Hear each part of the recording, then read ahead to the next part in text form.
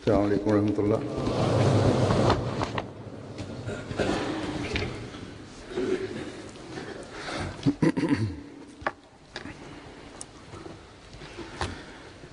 अशहदु अल्ला इलाहा इल्लल्लाह वहदहु ला शरीका लहु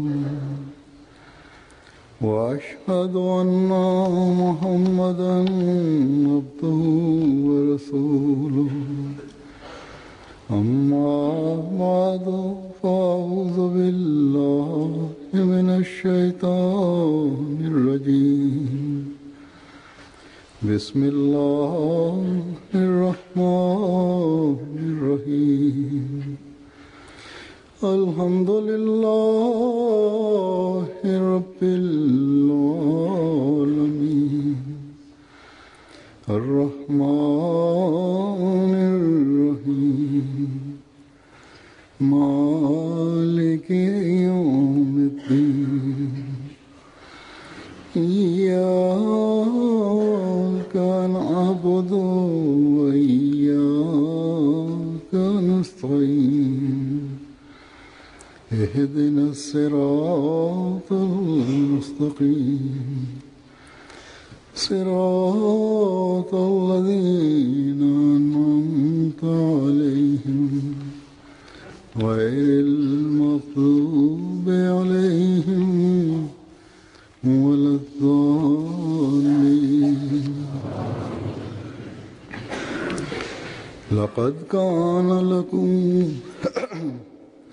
لقد كان لكم في رسول الله أسوة حسنة لمن كان يرجو الله واليوم الآخر وذكر الله كثيرا.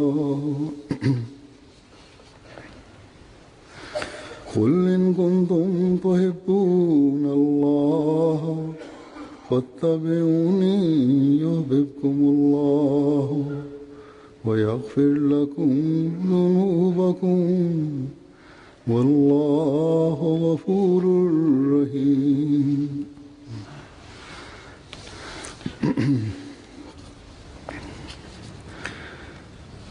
इन आयात का तर्जुमा ये है, पहली आयत सूरह अहज़ाब की, कि यकीनन तुम्हारे लिए अल्लाह के रसूल Ajeti parë që kam recituar është nga Sureja El Ahzab, përkthimi i të cilit është: Ne të dërguarin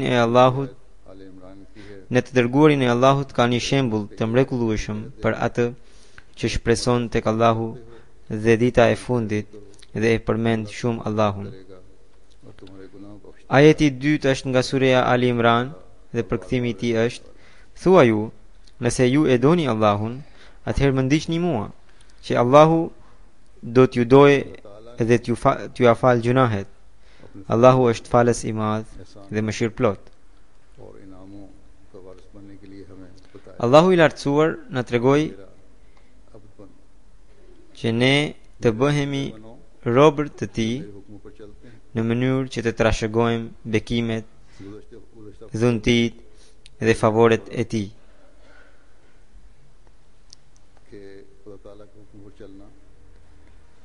A i thot, bëhuni si ata robërit e mi që ndjekin porosit e mia. Në gjuman e kaluar, këtë temë u diskutua, që është ndjekja ndaj porosive të Zotit ajo që fut robin në grupin e robërve të tij të vërtet. Dhe për këtë, Allahu i lartësuar ka dhënë shumë porosi për t'i ndjekur, të cilat njeriu duhet të përpiqet në mënyrë që ta zbatojë sa më mirë porosinë e Allahut që thot: "Falyastajibu li wal yu'minu bi." Edhe ata të më përgjigjen dhe të më besojnë mua. Pra, në mënyrë që njeriu të trashëgojë bekimet e tij, duhet të zbatojmë këtë porosi. Ai të bëhe rob i vërtet i Zotit, të tërheq pëlqimin e tij, të jetë i denjë për të parë shenjat e pranimit të lutjeve. Porositë e Allahut i lexojmë në Kur'an dhe i dëgjojmë her pas here.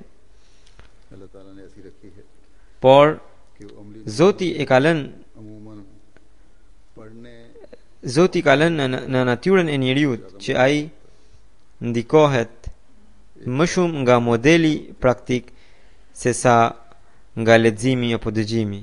किसी से मोहब्बत का दावा Sidomos तो महबूब की हर अदा kur pohohet dashuria me dikë, को खुद atëherë i dashuri përpiqet të ndjek dhe të imitojë çdo gjest të personit që do. लेकिन जब मोहब्बत Në këtë mënyrë, rezultati i ndjekjes bëhet akoma më i fortë.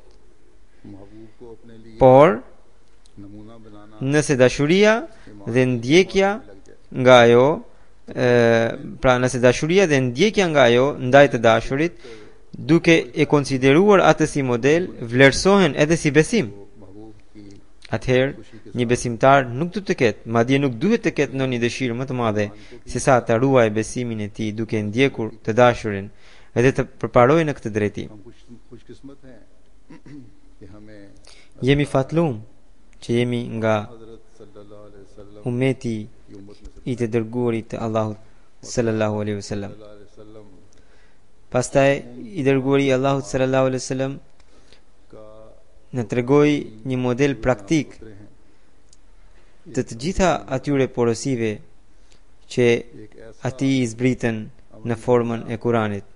जो कामिल Gjë që e bëri të dërguarin e Allahut sallallahu alaihi wasallam rob të përsosur të Zotit të Madhërisëm.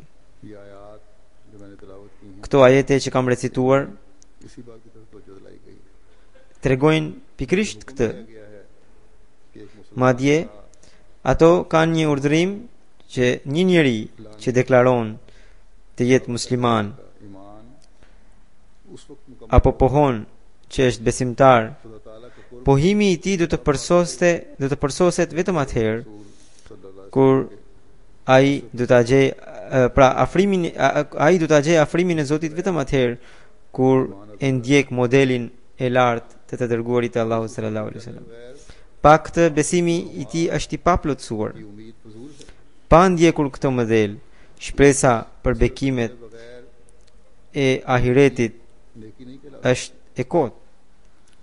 Pa ndjekur këtë model, बगैर e mira ताला की nuk mund të quhet e mirë. इबादत नहीं है Pa ndjekur këtë model, इस उसवे पर adhurimi ndaj Zotit nuk mund të quhet adhurim. और उसका जिक्र Pa ndjekur këtë model, नहीं दिला सकता përmendja dhe kujtimi i Zotit nuk mund të sigurojnë afrimin e tij. इस उसवे Pa ndjekur këtë model, nuk mund të shpëtosh nga gjunahet. इस उसवे पर Pa ndjekur këtë model, अल्लाह ताला की रहीमियत से nuk mund të fitosh atë pjesë të mëshirës së Allahut के लिए तुम për ta gjetur të cilën ti e thërret Allahun.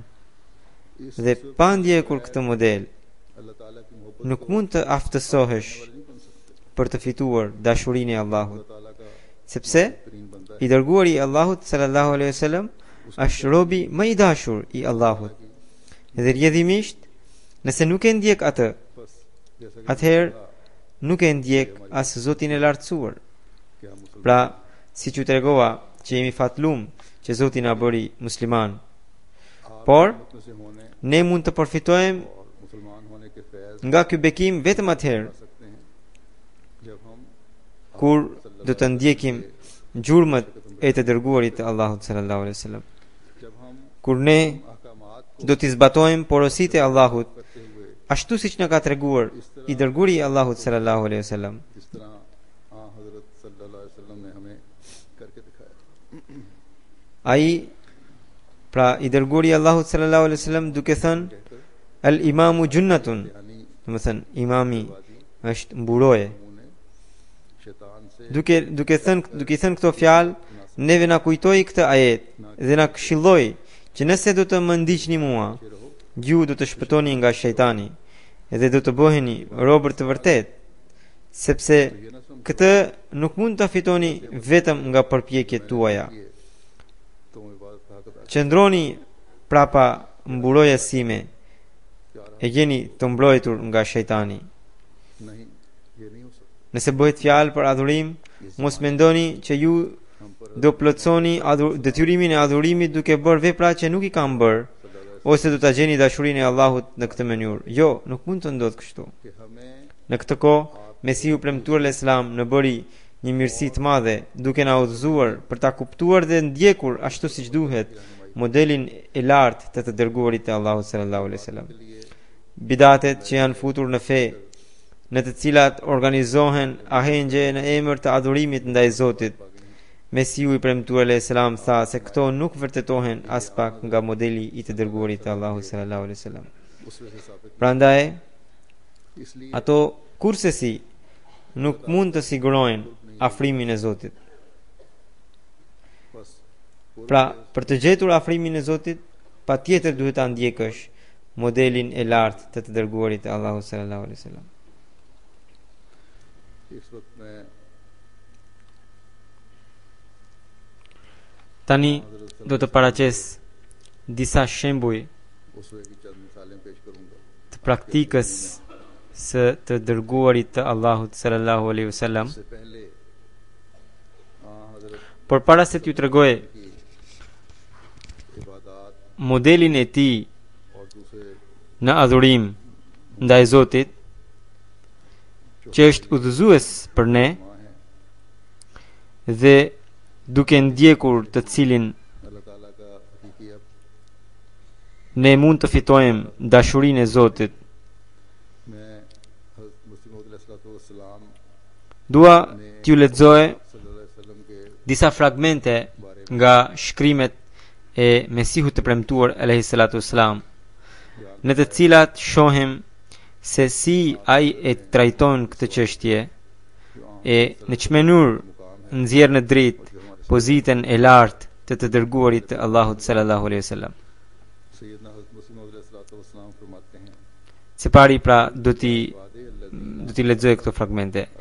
Mesihu i premtuar alayhi salatu wassalam तू मिन रहमतिल्लाह इन्नल्लाह यग़फिरु përmend ajetin Qul ya ibadiyalladhina asrafu ala anfusihim la taqnatu min rahmatillah inna Allaha yaghfiru dhunuba jami'a. Do me thënë, thua ju, खुदा ताला सारे o shërbetorët e mi që bën padrejtësi ndaj vetes, mos e humni shpresën nga mëshira e Zotit. Zoti i lartësuar do t'ju afal të gjitha gjunahet.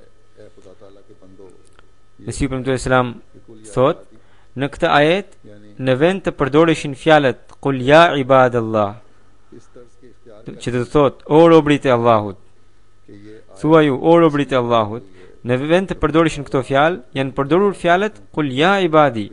Pra i thuhet Muhamedit sallallahu alaihi wasallam të njoftoj duke thënë o shërbetorit e mi. उनको तस्कीन बख्शे Sekreti në përdorimin e këtyre fjalëve është që Zoti i Madhërisëm e ka zbritur këtë ajet për të dhënë lajmin e gëzueshëm të mëshirës së tij të pasosur dhe të qetësojë ata që janë të vrarë shpirtërisht nga mëkate të shumta. आशा से मुशर्रफ करता हूँ Kështu që Zoti Gjallashanahu dëshiroi të tregojë një model të mëshirës së tij në këtë ajet dhe t'i tregojë robit se deri ku ai mund të shpërblej robërve të tij me bekimet e tij të veçanta. उसने Pra Zoti dëshiron të tregojë atyre që janë dëshpëruar nga mëkatet,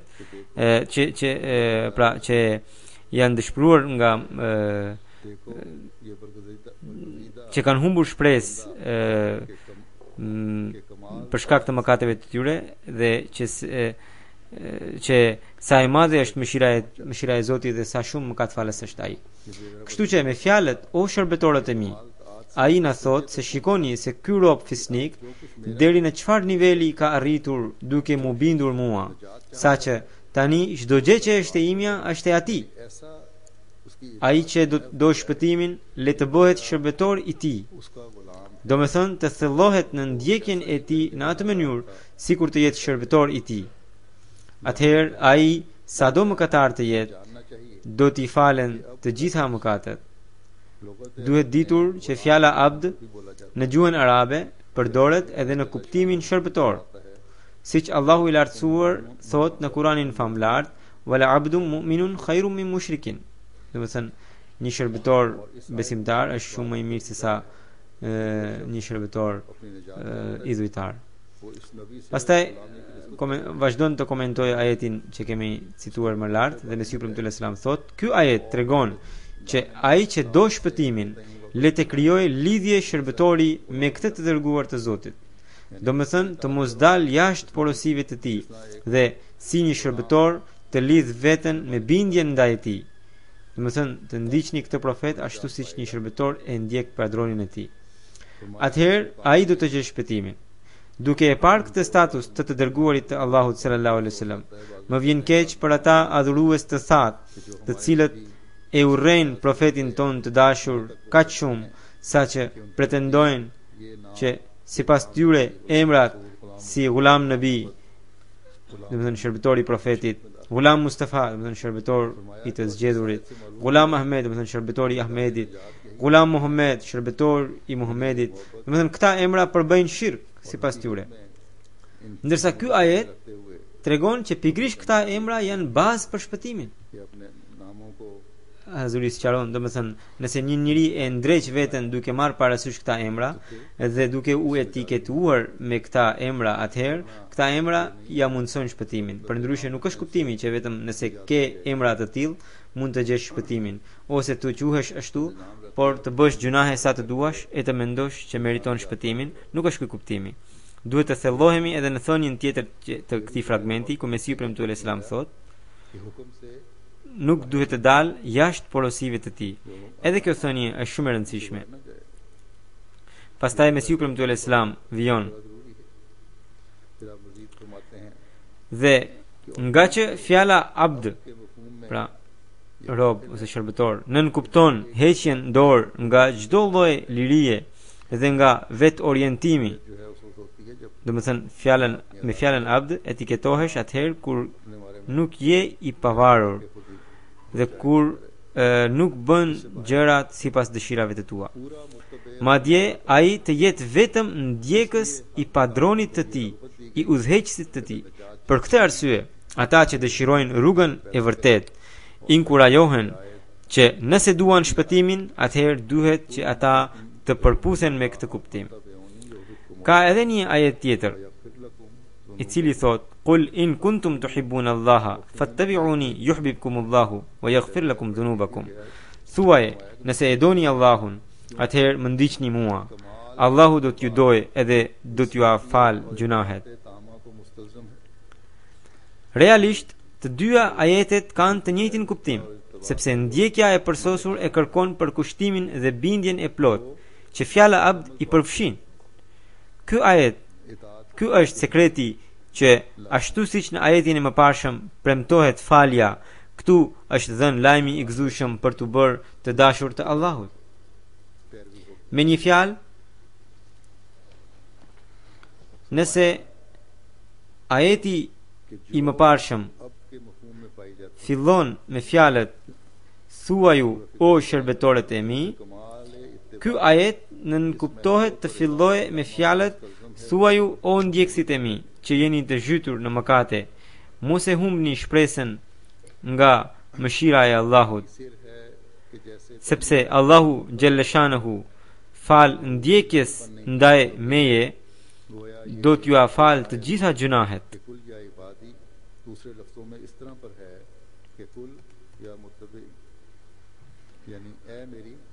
Por nëse nga fjala ibad, pra shumë si i fjalës abd, nëse nga fjala abd do të kuptojmë vetëm robër të Zotit, atëherë shtrembrohet kuptimi i këtij ajeti, sepse absolutisht nuk është e saktë që Zoti i lartësuar pa asnjë kriter besimi dhe pa asnjë kriter bindjeje t'i falë të gjithë mëkot, qofshin idhujtar, qofshin mohuesit.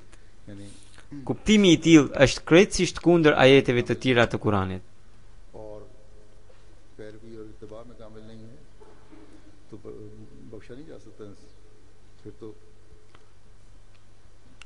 Kështu që ky është një sihariq për çdo kënd që ndjek ashtu siç duhet të dërguarin e Allahut sallallahu alaihi wasallam, që nga ndjekja e tij i lahen edhe mëkatet më të mëdha. Siç ju tregova, që do të paraqes disa shembuj इताअत të modelit të dërguarit të Allahut sallallahu alaihi wasallam.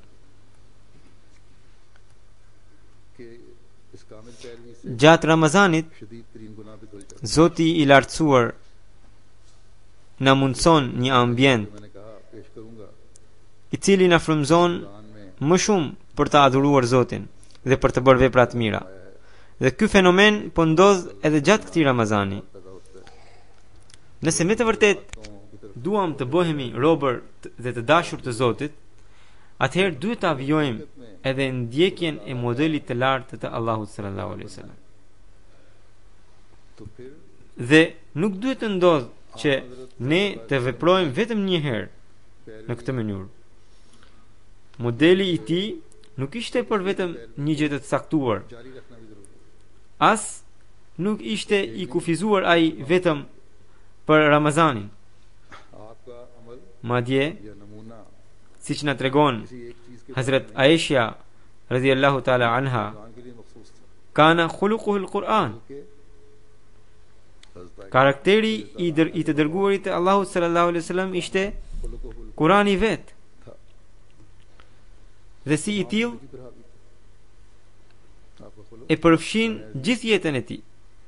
Prandaj Mesiu premtuar alayhis salam nëse përmend për një shpresë dhe për ata zemrat e të cilëve u janë thyer nga mëkatet, ajo shpresë regtin për ata që me një vullnet të fortë e ndjekin modelin e lartë të dërguarit të Allahut sallallahu alaihi wasallam. के अमल भी है।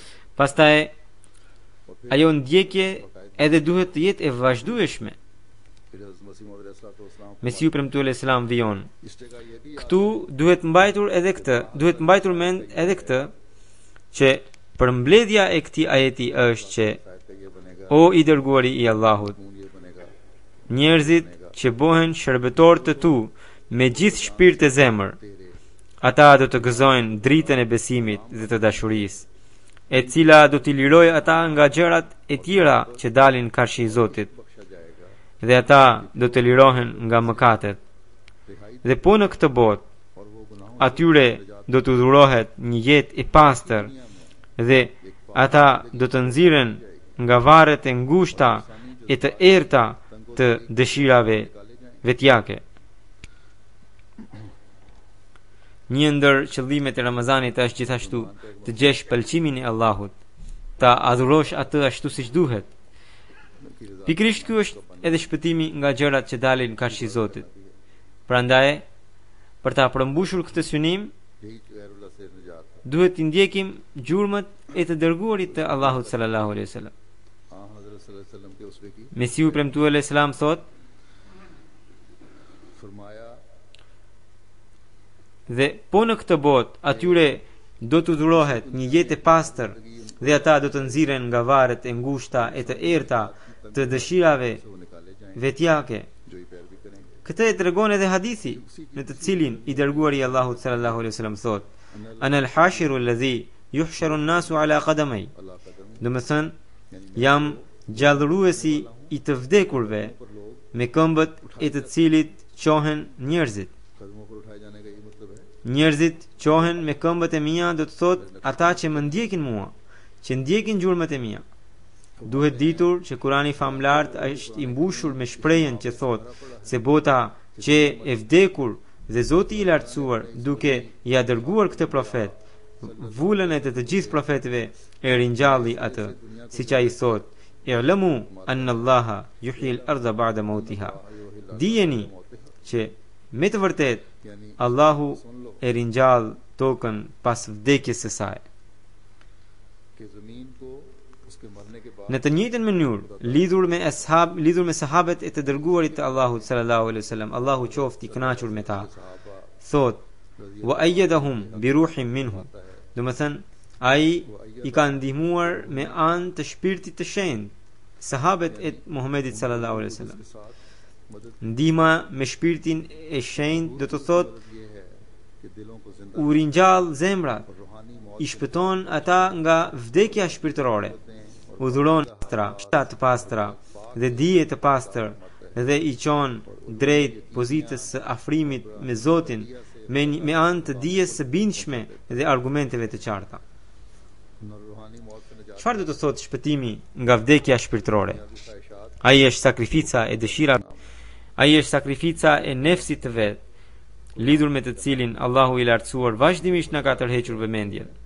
Ai është i japësh përparësi pëlqimit të Zotit. Pra, sahabët e të dërguarit e Allahut sallallahu alaihi wasallam i bën të gjitha këto gjëra. Atëherë Allahu i lartësuar u ka dhuruar jetën shpirtërore.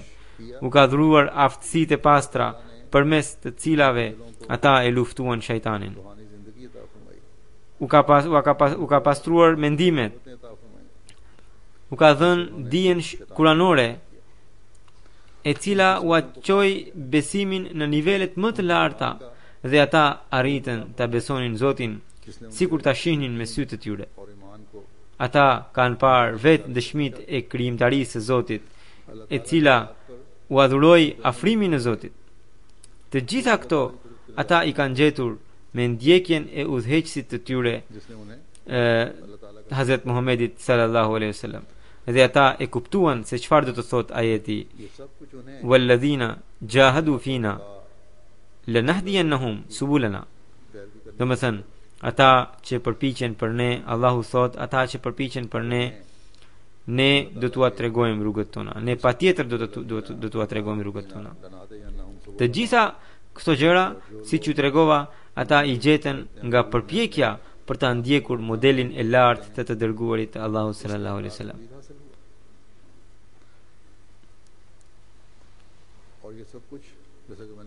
Pastaj Mesiu premtuar alayhis salam thot, këto dije që janë bazë për shpëtimin nuk mund të fitohen në mënyrë të vërtetë pa e gjetur atë jetë e cila i dhurohet njeriut me anë të shpirtit të shenjtë. Kurani famlart deklaron me të madhe që ajo jetë shpirtërore mund të gjendet vetëm duke ndjekur të dërguarin fisnik sallallahu alaihi wasallam. Do të thënë, për gjërat shpirtërore që kemi përmendur lart, që njerëzit do të gjejnë shpëtimin nga vdekja shpirtërore, do të fitojnë aftësitë e pastra, shqisat e pastra, dijen e pastër. Rreth këtyre Mesihu premtuar alayhis salam thotë që këto gjëra që janë bazë për shpëtimin nuk mund të arrihen vetëm nga përpjekjet individuale të njeriut në këtë botë, por ato arrihen përmes shpirtit të shenjtë. Dhe Mesihu premtuar alayhis salam thotë, vazhdon, Kurani famlart deklaron me të madhe që ajo jetë shpirtërore mund të gjendet vetëm duke ndjekur të dërguarin fisnik sallallahu alaihi wasallam. Pohet fjalë për një jetë shpirtërore e jo trupore, edhe që gjendet vetëm duke ndjekur modelin e të dërguarit të Allahu sallallahu alaihi wasallam. Të gjithë ata që tregohen rebel kundër ndjekjes ndaj këtij dërguari fisnik janë të vdekur shpirtërisht, sepse ata nuk e kanë shpirtin e jetës shpirtërore. Me jetën shpirtërore bëhet fjalë për forcat e dijes dhe veprimtarisë së njeriut, të cilat vihen në jetë vetëm me anë të shpirtit të shenjtë. Nga Kurani famlart kuptohet që porositë që Zoti i lartësuar dëshiron të zbatohen nga njeriu janë 600. Po ashtu, edhe krahët e Gjibrailit alayhis salam janë 600. Kështu që derisa veza njerëzore nuk i përmbush këto 600 porosi për të ardhur nën 600 krahët e Gjibrailit, nuk mund të lindë prej saj fëmia i përhumbur pas Allahut. Do me thënë, Mesiu premtuar alayhis salam, duke dhënë shembullin e vezës dhe lindjes së një si thuash një zogu apo një fëmije, tregoi që njeriu nuk mund të quhet i përhumbur pas Allahut derisa nuk i përmbush ato 600 porosi. Nuk mund të vi në jetë ajo fëmijë në kuptimin metaforik që e ofron atë drejt Zotit.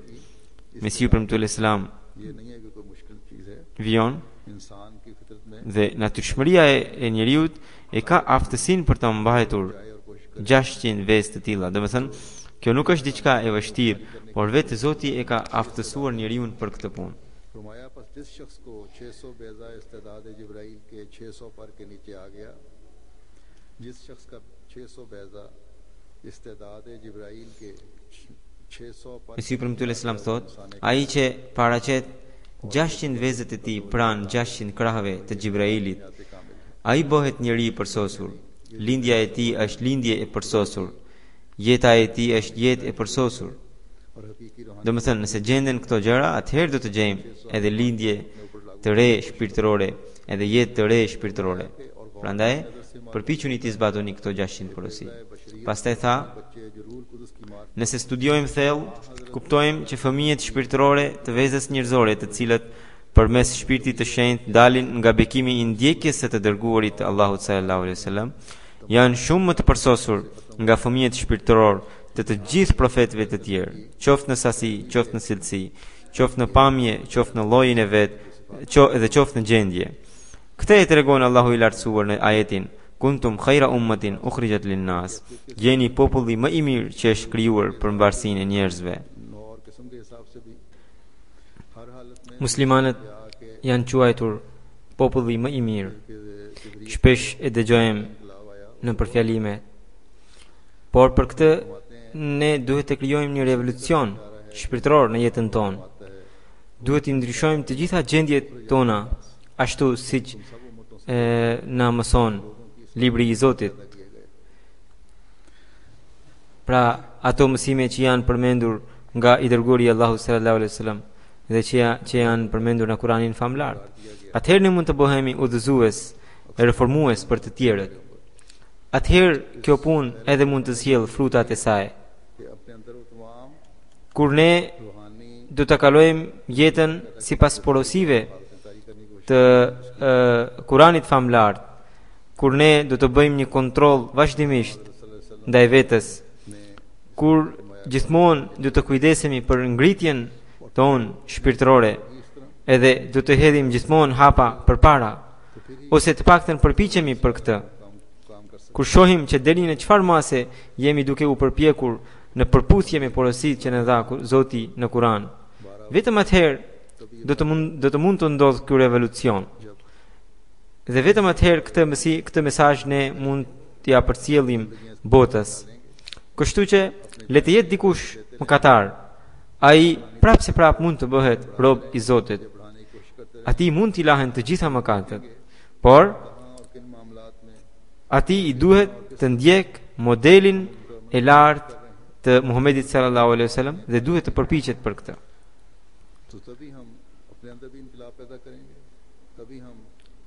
Shohim që i dërguari i Allahut sallallahu alaihi wasallam në modelin e tij ka shumë aspekte dhe Zoti na ka urdhëruar që ne t'i ndjekim të gjitha ato aspekte që ai na ka treguar në jetën e tij, dhe lidhur me të cilin Mesiu premtuar Islam, siç keni dëgjuar, ka treguar se deri në çfarë niveli njeriu mund të përparojë në këtë drejtim. Dhe si njeriu fiton dashurinë e Zotit duke ndjekur këtë model. Dhe në këtë mënyrë si robi arrin në krahët e dashur të Zotit të Madhërisëm. Mas pari shohim se çfarë modelesh në dha i dërguari Allahu sallallahu alaihi wasallam lidhur me adhurimin e Zotit, lidhur me mirënjohjen që ai tregonte ndaj Zotit, që ai bënte ndaj Zotit. Të dërguarin e madh të Allahut sallallahu alaihi wasallam e shohim që gjithë ditën është i zënë në qeverisjen dhe në rregullimin e çështjeve të ndryshme të qytetit Medinës. Në ditët e zakonshme pra bëhet fjalë. Edhe ndërsa gjatë luftës lodhja fizike shtohet tejmase shumë. Por me gjithë këto gjëra ne shohim që ai nuk lodhe as në adhurimet që bënte gjatë ditës, as në ato që bënte gjatë natës. Gjatë natës i entëshin këmbët, sepse ishte porosia e Zotit për të që ai të azuronte gjatë natës, të paktën gjysmën më pak, gjatë gjysmën e natës ose më pak, siç thot Allahu: Inna nashi'at al-layli hiya ashaddu wat'an wa aqwamu qila. Domethënë që ngritja nga gjumi gjatë natës për adhurim është me të vërtet shumë e fortë për ta mposhtur nefsin dhe për të mbajtur ty të qëndrueshëm në fjalë.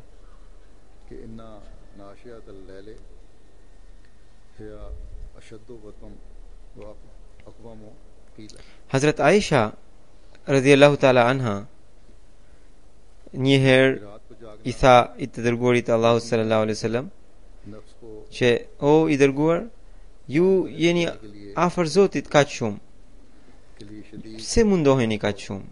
Atëherë i dërguari Allahu sallallahu alaihi wasallam tha: Afala akunu abdan shakura? O Aisha, a nuk duhet të bëhem unë rob mirënjohës ndaj Zotit? Për të gjitha këto dhuntit, për të gjitha këto mirësi që Zoti më bëri. Në fakt, falënderimi njeriu bën për favoret. Edhe për këtë arsye, i dërguari Allahu sallallahu alaihi wasallam gjithnjë kujtonte favoret dhe mirësitë që Zoti i kishte bërë. Ne kemi shumë favore të Zotit të Madhrishëm. Ai jo vetëm që na bëri musliman, por na dha mundësi që ta pranojmë Mesiun e premtuar e Islam, duke i dërguar paqe, duke i dërguar selam të dërguarit të Allahu sallallahu alaihi wasallam. Ky favor është kaq i madh për ne Ahmadianët, saqë ne kurrësi nuk mund ta shlyejmë detyrën e falënderimit për këtë. Sa do të përpiqemi, nuk mundemi. Prandaj, çdo Ahmedian duhet të përpiqet që ai sipas mundësisë së tij të përpiqet të kryejë detyrën e adhurimit ndaj Zotit. Gjatë Ramazanit kemi bërë shprehi për të falur edhe në namazet në file gjatë natës. Kjo shprehi nuk duhet të jetë e përkohshme, edhe as nuk duhet të jetë për hir të gjërave materiale, për kërkesa tona materiale, por pjesa më e madhe e këtyre faljeve që ne bëjmë duhet të jetë mbushur me falënderimin ndaj Zotit. Nëse ne do të veprojmë kështu, dhe nëse ne pastaj do të angazhohemi për të sjellë përmirësim në botë, atëherë në fjalët tona do të kemi efekt, fuqi dhe forcë. Këto gjëra kam treguar lidhur me adhurimin. Se si profeti sallallahu alaihi wasallam adhurimin nafil, se si profeti sallallahu alaihi wasallam tregonte gjatë natës. Por për sa i përket adhurimeve të tij të obligueshme, shohim që edhe gjatë sëmundjes shumë të rëndë, në një kohë kur njeriu zakonisht falet në shtëpi, ai profeti sallallahu alaihi wasallam pra qohe dhe duke marrë një mbështetje përpiqe të shkonte në xhami. Kjo tregon se sa shumë rëndësi ai i dha adhurimit. Por megjithë këtë, ai nuk e lejonte që ne të bënim që muslimanët të bëjnë adhurim në mënyrë artificiale. Për shembull, një herë kur shkoi në një shtëpi pa një litar i cili ishte lidhur me tavanin. Edhe profeti sallallahu alaihi wasallam e pyeti pse është lidhur ky litar. Ju tregua që Hazrat Zenebia kur lodhe gjatë adhurimit e kapte litarin për të marrë një mbështetje. Profeti sallallahu alaihi wasallam tha: "Jo. Ju duhet të adhuroni aq sa keni mundësi." और फरमाया Pra, por mundësia e ti e adhurimit, pra e Muhamedit sallallahu alaihi wasallam ishte aq shumë saqë ai nuk lodhe derisa I entëshin këmbët, por të tjerëve u kishte dhënë leje që ata le të pushojnë kur të lodheshin gjatë adhurimit. गरम हो जाएं तो तब भी खड़े रहें Por nga kjo leje nuk duhet të përfitojmë padrejtësisht, si puna e atyre të cilët gjatë kur zgjohen namazin e sabahut nga përtatësia, thjesht marrin temum edhe pa marrë abdes fillojnë të falen në krevat. Nuk duhet të ndodhë as kështu. Sepse ne kemi nevojë që ne ti shfrytëzojmë aftësitë tona deri në maksimum. Kur do të bëjmë këtë gjë, atëherë një njeri mund të thotë që unë jam përpjekur të ndjek modelin e lartë të dërguarit të Allahu sallallahu alaihi wasallam. और इस्तेदादों को इंतहा तक पहुंचाने की जरूरत Këto ishin modelet e të dërguarit të Allahu sallallahu alaihi wasallam për sa I përket adhurimit dhe falënderimit ndaj Zotit. होगा तो तब भी Por me gjithë këto, हर शख्स कह सकता है कि मैं उस हसना पर चलने की ne shohim për ullësinë e tij të jashtëzakonshme. इबादतों और शुक्रगुजारी के मयार हम Për shembull, जिसके नमूने kur अपने सामने dikush हमारे सामने कायम फरमाया मैंने I kishte bërë pyetje, kur profeti sallallahu alaihi wasallam kishte thënë që asnjëri nga njerëzit nuk mund të hyjë në xhenet pa mëshirën e Zotit. ने Hazrat Abu Huraira radhiyallahu ta'ala anhu e pyeti të dërguarin Allahu sallallahu alaihi wasallam, o I dërguari Allahu sallallahu alaihi wasallam, edhe ju nuk mund të hyni në xhenet me veprat tuaja? Ai tha, तो हज़रत Abu jo, as unë nuk mund të hyj nëse unë nuk do të kem mëshirën ose dhe bekimin e Zotit me mua. Vetëm mëshira dhe bekimi I Zotit janë ato që do të më fusin në xhenet, फना की हालत होती है që do të më mundsojnë xhenetin. उन्होंने फरमाया हाँ मैं भी अपने अमाल के जोर Çfarë gjendje për ulësie është kjo? हाँ Krahasoni रहमत की मुझे जन्नत të dërguarin e Allahut sallallahu alaihi wasallam me ata njerëz të cilët vetëm duke bërë disa vepra të mira mburren edhe flasin për xhenetin. वो Është një gjendje shumë e frikshme. Për këtë arsye ne gjithmonë duhet I lutemi Zotit edhe t'i kërkojmë për ulësinë e vërtet. हमें Profeti sallallahu alaihi wasallam tha, की चादर में ढांपे रखे और हमें gjeni rrugë të tjera, rrugë të imta të pëlqimit të Zotit. और इनके सारी Edhe thot në një vend, asnjëri nga ju të mos shpresojë të mos kërkojë vdekjen, sepse nëse ai është njëri I mirë, ai kështu do të gjejë mundësi për të bërë vepra të mira akoma më shumë. Por nëse ai është mëkatar, do të gjejë mundësi për t'i kërkuar falje Zotit. और अल्लाह ताला के Pra, फजल का वारिस होगा kjo thënie e profetit Muhammed sallallahu alaihi wasallam është më shumë për besimtarët, për ata që bëjnë gabime të vogla, करनी चाहिए वरना ndërsa janë shumë njerëz të tjerë në botë, të cilët as nuk vrasin mendjen fare për faljen, edhe vetëm vazhdojnë të bëjnë mëkate. Pra, ne duhet të përfitojmë, ne duhet të duhet të kushtojmë rëndësi kësaj thënie të Muhamedit sallallahu alaihi wasallam. इंसान कोशिश करता है कि अपनी कमजोरियां दूर करे बदियों को दूर करे Dhe si mund t'i kushtojmë vëmendje? Atëherë kur ne do të vazhdojmë t'i kërkojmë falje Zotit, do të vazhdojmë të bëjmë vepra të mira.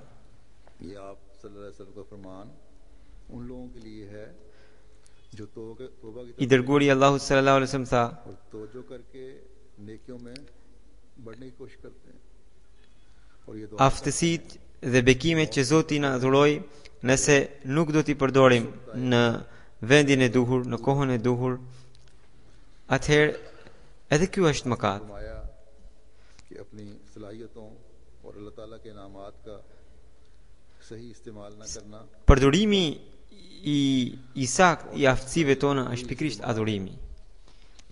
जो है Ne kemi shqisat, kemi aftësi të tjera, kemi organe me të cilat ne punojmë. Të gjitha këto, nëse shfrytëzojmë në rrugën e duhur, इस्तेमाल जो है ato shndrohen në adhurim. अल्लाह ताला ने Zoti nëse na ka dhënë vesh, atëherë me këta vesh ne nuk duhet i përdorim këta vesh duke dëgjuar fjalë të kota, duke dëgjuar përgojime të tjerëve, por duhet të shfrytëzojmë në vendin e duhur. Tani nuk është e drejtë që ne t'i mbyllim veshët për gjithmonë vetëm duke dashur të mos dëgjojmë përgjimet e të tjerëve, përgojimet e të tjerëve. Jo, as kjo nuk është rrugë e drejtë. Rruga e drejtë është që ne t'i kemi vesh edhe t'i shfrytëzojmë ato ashtu siç duhet.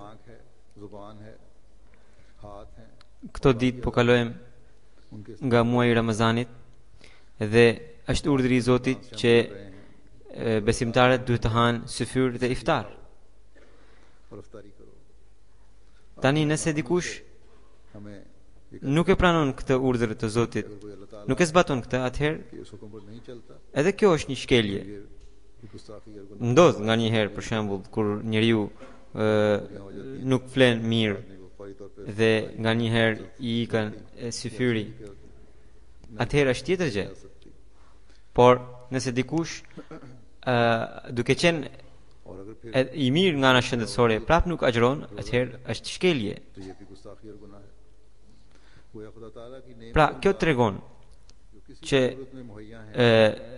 me urdhrin e Zotit të përfitojmë nga bekimet e Tij edhe ashtu siç duhet, pikërisht kjo është mirësia, dhe ndërsa shkelja e këtyre urdhrave, këtyre porosive është pikërisht mëkati. Pastaj shohim edhe durimin, modelin e durimit që na dha profeti Muhammed sallallahu alaihi wasallam. Një herë një sahab i të dërguarit të Allahut sallallahu alaihi wasallam në gjendje kur ka qenë i dehur, pra bëhet fjalë për një kohë kur ende nuk ishte ardhur urdhri i ndalimit të alkoolit, dhe ai sahab kishte thënë shumë fjalë të rënda Muhamedit sallallahu alaihi wasallam, por Muhamedi sallallahu alaihi wasallam nuk i u përgjigj fare. Duroi. Ndërsa në kohën kur ai kishte sunduar Mekën, shumë njerëz që kishin shkaktuar dëme, ai i fali të gjithëve. Një qifut, pra gjatë kohës kur ai Muhamedi sallallahu alaihi wasallam ka qenë në Medinë, një qifut ishte grindur me Muhamedit sallallahu alaihi wasallam dhe vazhdimisht i drejtohej me emrin e tij drejt për drejt duke thënë o Muhammed. Tani Muhamedi sallallahu alaihi wasallam atëherë kishte qenë sundues i Medinës edhe i qyteteve përreth. Sahabët gjithmonë i thërrisnin duke thënë i dërguari i Allahut, ndërsa jo muslimanët i thërrisnin me fjalën, me titullin e tij Abul Qasim. Edhe ashabët kur e dëgjuan qifutin që sille në mënyrë kaq të vrarë me Muhamedit sallallahu alaihi wasallam, ata u zemëruan. Ndërsa profeti Muhammed sallallahu alaihi wasallam i qetësoi. Ai qifut tha se ty do të thras me emrin që të kanë vënë prindrit. Muhamedi sallallahu alaihi wasallam tha, duke buzëqeshur, tha, mire ka ai, lërini. Prindrit e mi më kanë quajtur Muhammed, kështu që ai le të thras me emrin tim. Le të më thras mua me emrin tim. Mos u zemroni me ta. Nga njëherë ndodhte dikush vinte edhe i kapte me për dore Muhammedin sallallahu alaihi wasallam dhe qëndronte për kohë të gjatë, ndërsa profetit Muhammed sallallahu alaihi wasallam i duhet të bënte punë të tjera, por ai kur nuk tregonte ndonjë shqetësim, por qëndronte atje derisa dëgjonte fjalët e atij njeriu i cili vinte për të atakuar Muhammedin sallallahu alaihi wasallam. Pastaj shohim edhe modelin që ai na tregoi për sa i përket drejtësisë. Një herë një grua e cila i përkiste një fisi të madh, të shquar, ajo u përpoq zaptonte pasurinë e dikujt. उन लोगों में से Dhe kur erdhi koha për ta ndëshkuar atë, profeti Muhammed sallallahu alaihi wasallam ja caktoi ndëshkimin që meritonte. Të gjithë ashabët तो सिफारिश के लिए भेजा ushqesuan nga fakti që ajo grua i përkiste një familje shumë të pasur, një familje shumë të madhe. Dhe ashabët सरापा शफकत और अफव से काम dërguan rekomandimin e tyre përmes Usamas profetit Muhammed sallallahu alaihi wasallam. Dhe profeti sallallahu alaihi wasallam kur e dëgjoi आयात rekomandimin e tyre, ai u zemërua. के मुखालिफ सिफारिश करने Profeti Muhammed sallallahu alaihi wasallam kur nuk zemërohe, por फरमाया kur dëgjoi diçka kundër dekretit të Zotit, atëherë ai u zemërua dhe tha se popujt e mëparshëm janë devijuar pikërisht për arsye që ata me të pasurit kishin një sjellje tjetër dhe me të varfërit kishin një sjellje tjetër. Dhe tha për Zotin, आजकल हम देख edhe vajza ime Fatima nëse do të bënte këtë mëkat, edhe atë në të njëjtën mënyrë do ta ndeshkoja. Pra, këto janë हमारे खुद kriteret e drejtësisë që caktoi profeti Muhammed sallallahu alaihi wasallam.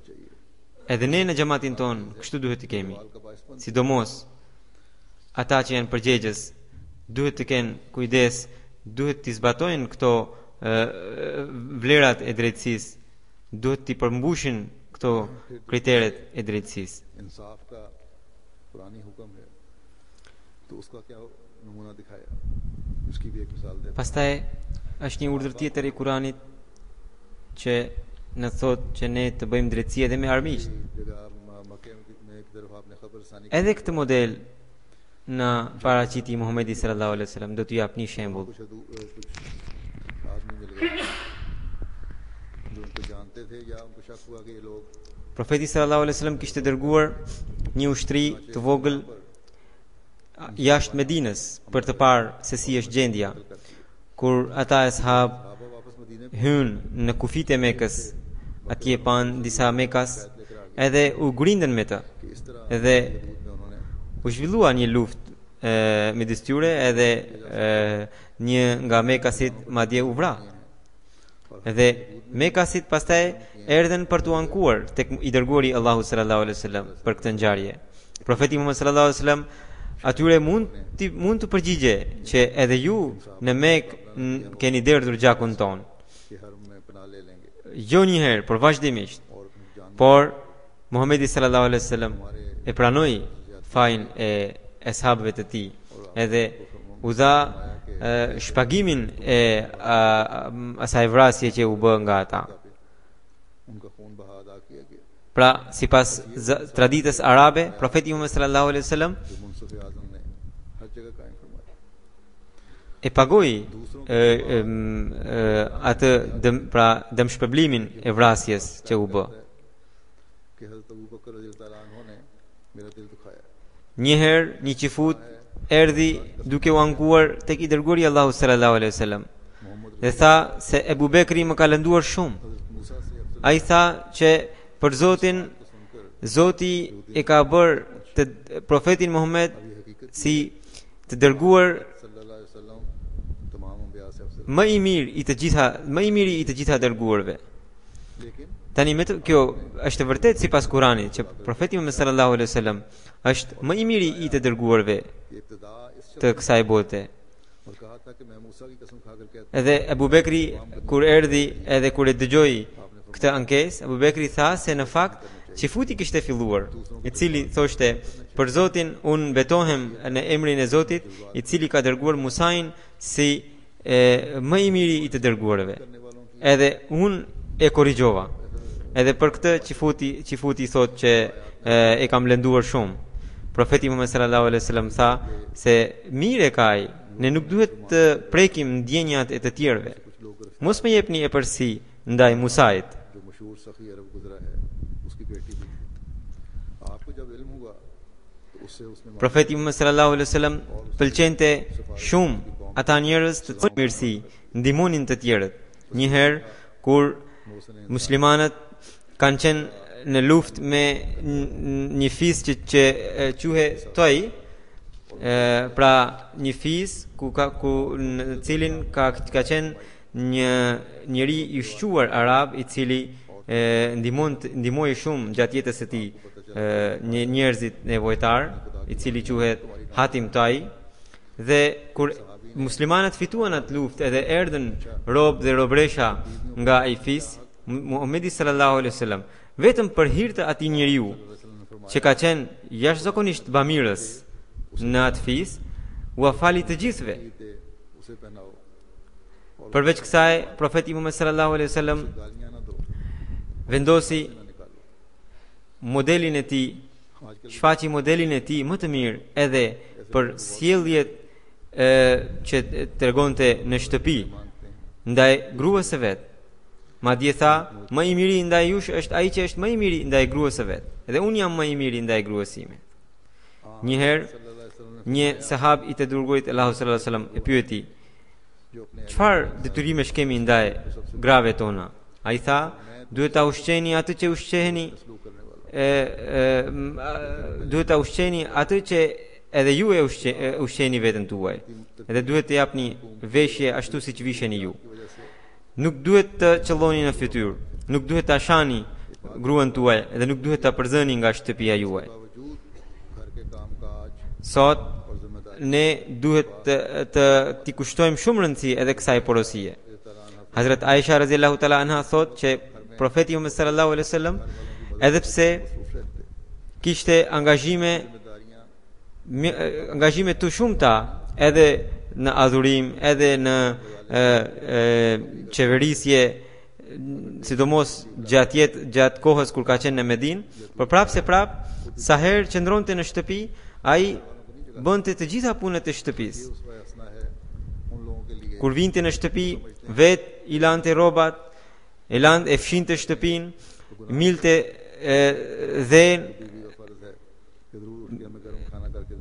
dhe kur vinte me vonesë, nuk ankohe as pak që gruaja e tij të bënte gati ushqimin, por vet e rregullonte ushqimin. Sot dëgjojmë shpesh që ka ca njerëz të cilët kur vinë me vonesë në shtëpi shqetësohen aq shumë sa që grinden me gratë e tyre. Për çdo gjë të vogël u ankohen, edhe nuk qetësohen derisa edhe t'i shajnë ato. Pra nuk ishte ky modeli i Muhamedit sallallahu alaihi wasallam. Madje sot ka disa njerëz që e konsiderojnë veten të poshtër kur vjen fjala për të ndihmuar gratë e tyre. Jashtë ndoshta edhe mund të jenë shumë të mirë. Gjithë njerëzit do të thonë: "Çfarë njeri i mirë është ky?" Por për brenda në shtëpi atë shumë të egër. Kjo është dyfytyrësia e tyre. Shpesh burrin e prishin të afërmit e tij. Kur shohin motrat dhe ose nënat e tij, për shembull,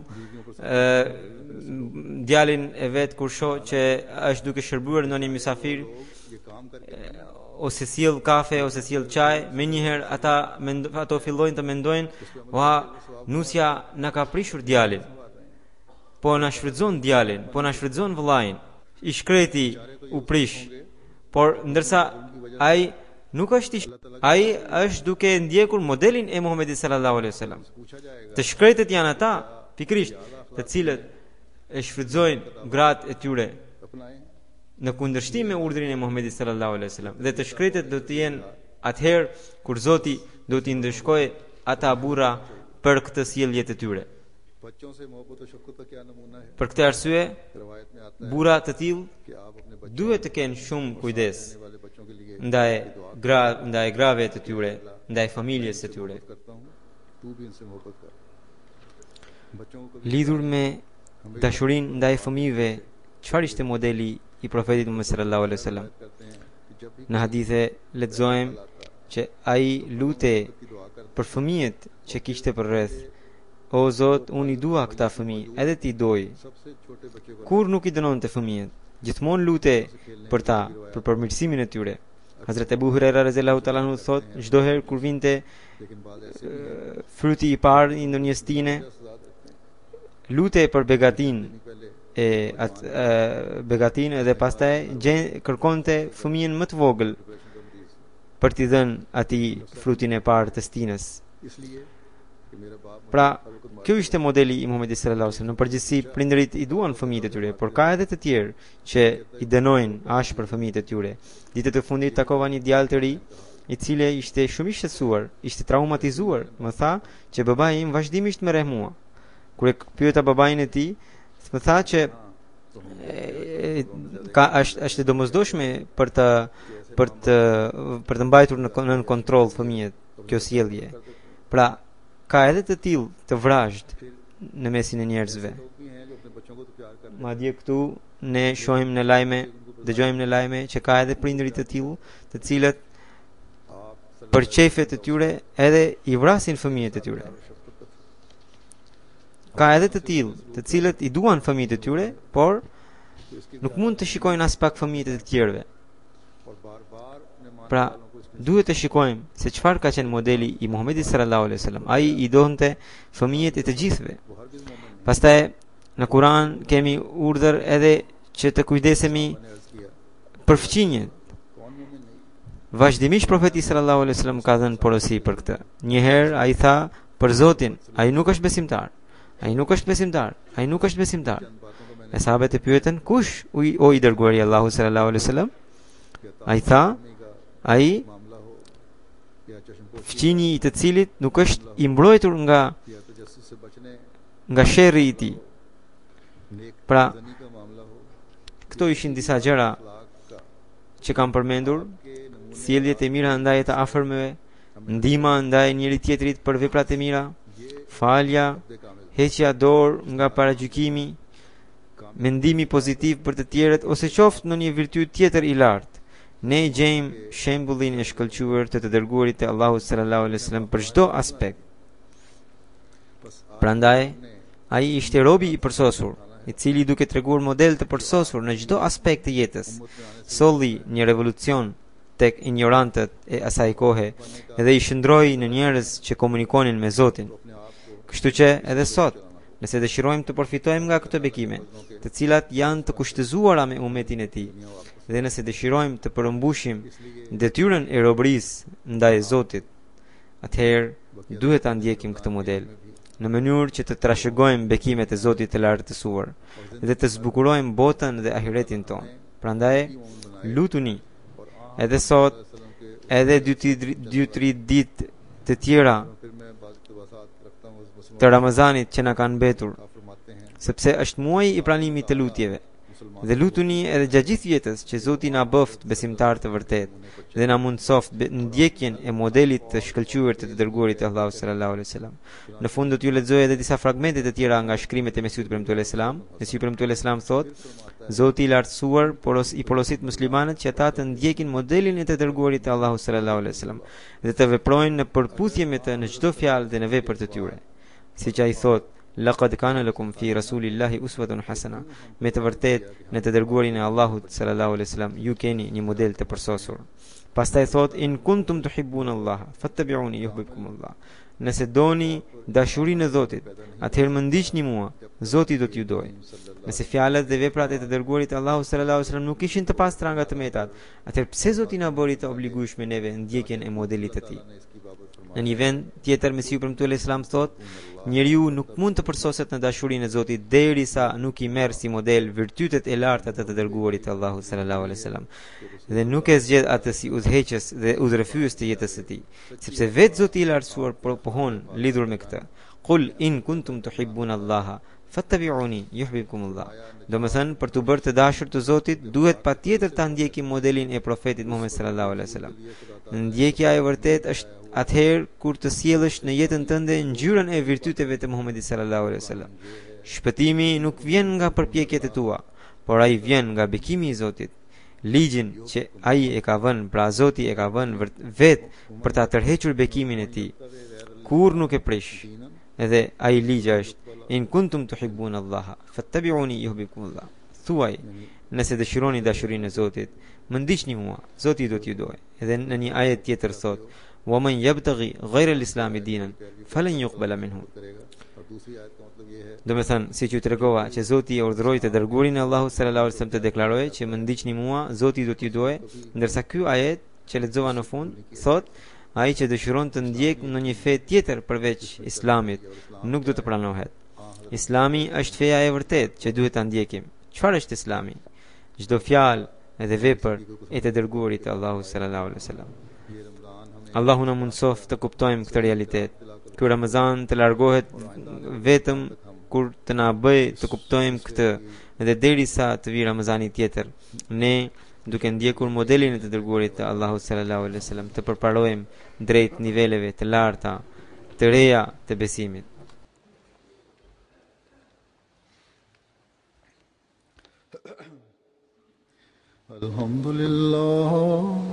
الحمد لله نحمده ونستعينه ونستغفره ونؤمن به ونتوكل عليه ونعوذ بالله من شرور أنفسنا ومن سيئات أعمالنا من يهده الله فلا مضل له ومن يضلل فلا هادي له ونشهد أن لا إله إلا الله ونشهد أن محمدا عبده ورسوله عباد الله رحمكم الله إن الله يأمر بالعدل والإحسان